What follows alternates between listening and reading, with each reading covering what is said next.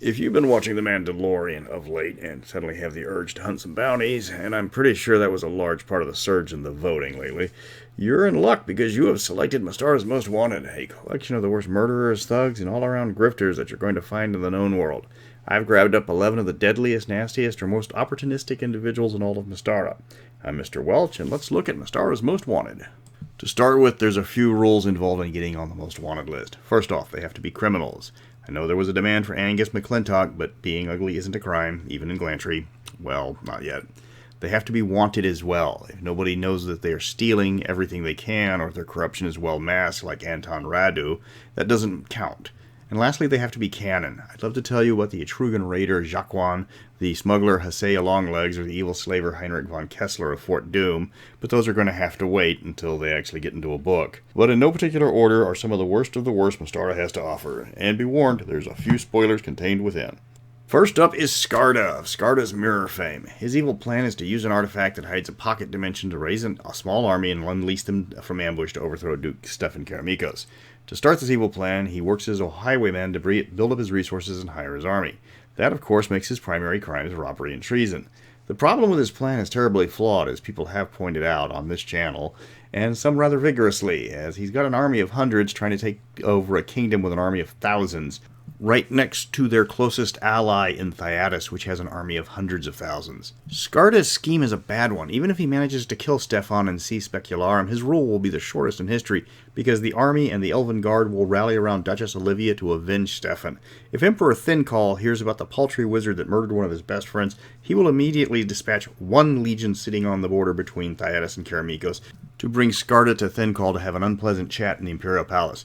That's one legion out of 30. A single legion of Thyatis has 15,000 men. The entire army of Karameikos has about a third of that. Skarda's bandit army isn't even 2% of that. Skarda's not exactly the smartest criminal on this list.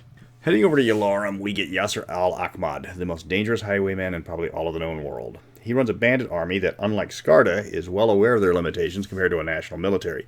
He keeps his force in a mountainous area near various trade routes so they can ride down then hide in the rough terrain easily. He's competent, he's a natural leader, and he does his homework to find the best caravans to raid. He's got multiple spies in the various trading posts that send back information to Yasser to let him know who needs to be raided and what to expect. He's a very dangerous villain because he's intelligent. You have to track him down, fight him on his terms, and on his turf. He's that crazy prepared, and he's one of the reasons why he's the most wanted man in Ylaruam. Dutchess and Candela are the only pair of criminals on the list, because they are found only in Palace of the Silver Princess, but their impact on Mystara has lingered more than any other characters that do not get much more than a passing mention. They were characters from Gene Wells' personal game, the author of the original Palace of the Silver Princess. They're popular characters in large parts of the Vaults of Pandios, and they have been picked by the art of the genre as they're showcased characters in the various parts of their homage to famous TSR art. They're low-level thieves and grave robbers, there to help or hinder the party when first encountered. Because they are found at low levels, they can level up with the party and become part of the campaign. So while they're not the most dangerous by far, they can be the most common bad guys encountered. Skipping back to Karameikos, we find the mysterious thief Flame Flicker, who is the most feared thief in the entire nation. No one knows who Flame Flicker is, and the thief serves as a cover for other thieves who pull off spectacular robberies, because authorities assume the guilty party is Flame Flicker almost automatically. The main reason why the Watch can't find Flame Flicker is because the actual thief left incorrect clues to the true identity. The Watch is looking for a man, while Flame Flicker is actually a woman who created the false persona and hasn't done anything to correct the false identity. Flame Flicker can serve as many adventure hooks, from a foil to the party, a bounty to collect, or can even try to clear her name if someone starts pulling off far more violent robberies under the name Flame Flicker.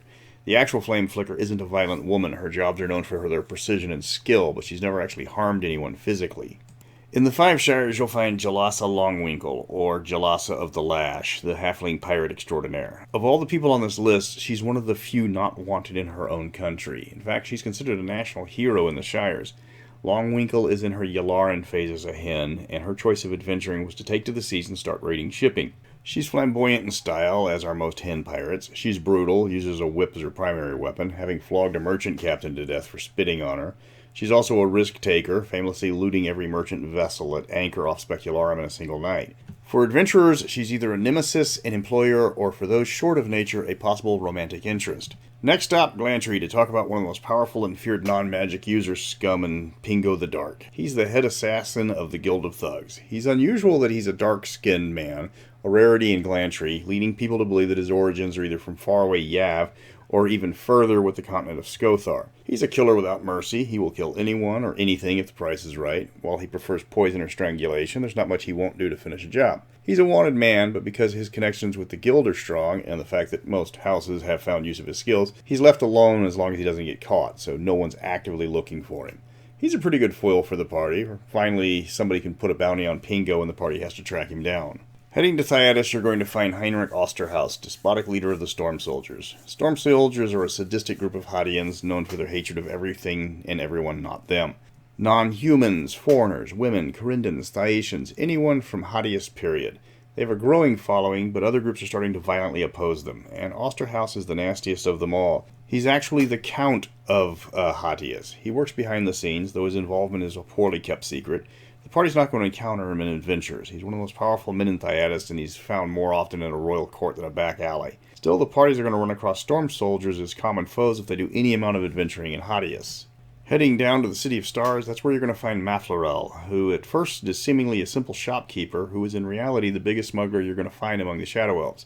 The biggest reveal is he's not even a Shadow Elf, he's a Sylvan Elf with light enough features to easily pass as a Shadow Elf. And that's the biggest difference between the Shadow Elves and the Drow. Drow will never pass as a surface elf without magic. Shadow Elves can get by with a simple tan. Mathil isn't evil, but he is breaking most of the laws against contact with the surface the Shadow Elves have. He smuggles in items that are commonplace on the surface like glass, wood, or alcohol. To the Shadow Elves, these items are unheard of. If you're playing a Shadow Elf campaign, you can investigate where he's getting all of his supplies from. If you're a surfacer, he might hire you to get his items to specific areas where he can reach them.